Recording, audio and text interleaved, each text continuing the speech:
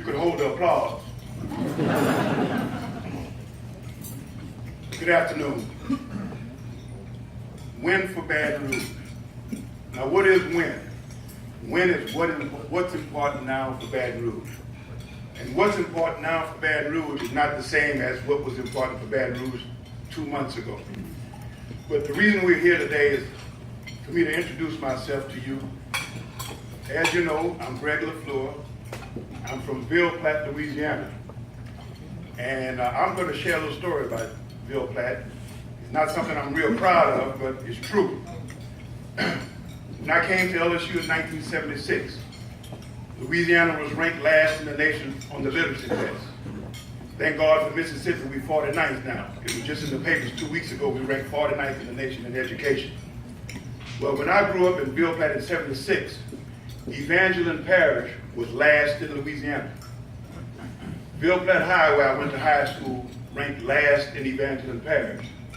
So if I was last in my class, that would have made me the dumbest kid in America. So thank God I was not last. But I remember coming to LSU in 76 and I was in this geography class. And of all the people in the class, the professor said, Mr. LaFleur, would you please stand up? So I stood up. He said, Mr. LaFleur, tell the class what you know about the English channel. I said, the English channel? I said, we don't have cable TV in Ville Platte. So I had to come a long way, and I'm just so thankful that I have this opportunity to run for mayor of this great city of Baton Rouge. But when I got to I was fortunate enough that I was recruited to come to LSU on a football scholarship.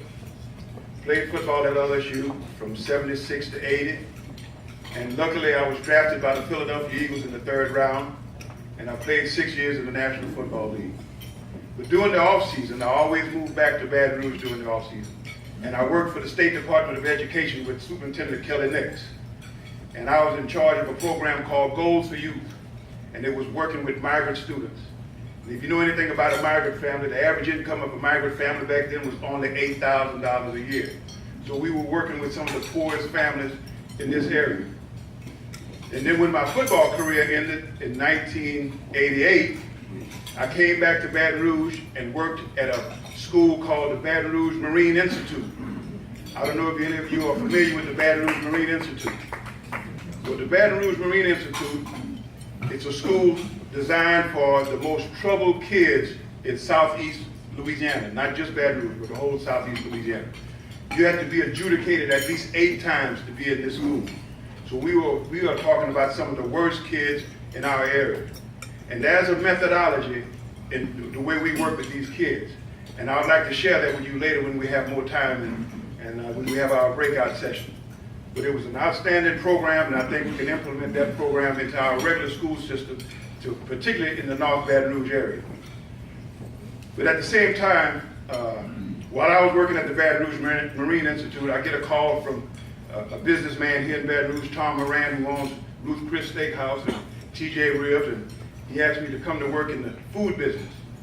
And so I did. I started working at TJ Ribs as a manager, and we were going to open up a store in New Orleans. But in the meantime, the athletic director at LSU called me while I was at work at TJ Ribs and asked me to come to work at LSU as an associate athletic director. I worked at LSU as an associate athletic director for 12 years, and after 12 years in 2001, I became athletic director at Texas State. Well, it was Southwest Texas at the time. And while I was at Southwest Texas, we had the name change to Texas State University. And the reason we changed the name is because when the name was Southwest Texas, the average size double directional school was only 7,000 students. Well, we didn't quite fit that mold, so we needed to change the name of the school, and that was a very, very tough task to come in as the athletic director and try to convince the alumni that we need to change the name of the school. Well, Southwest Texas is larger than LSU. We had 30,000 students back in 2001. So it was a challenge to get the name changed to Texas State University. And the other reason we changed the name to Texas State University, because we had the 3rd highest admission standard in Texas. University of Texas had the highest admission standard, Texas A&M was 2nd, and we were 3rd. But nobody knew who we were. And that was the other challenge. And the next challenge we had was to move our football program from a Division I AA to a Division I program. So I stayed at Texas State for 4 years, then I moved on to Chicago State University. And while at Chicago State University, I was asked to come to Southern University. And I spent 6 years at Southern University. And as you know, in 2011, I got arrested in Houston, and they accused me for soliciting a prostitute. And I understand what happened a couple of months ago when we had that incident here in Baton Rouge with Mr. Sterling. Because when a police officer, and I'm a real advocate of police officers. I have a lot of respect for our police officers because without them we couldn't survive. But whenever a police officer, whenever you have a bad one and they make a mistake, it is drastic. And what happened in Houston, we had an overzealous police officer that came up to me and solicited me and had me arrested.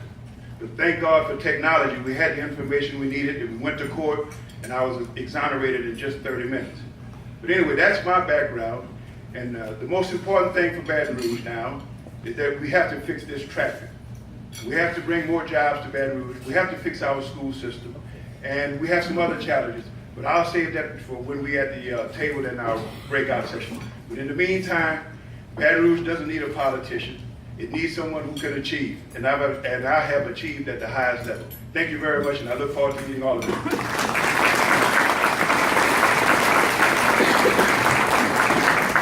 Thank you, Greg. Next speaker will be Bodie White.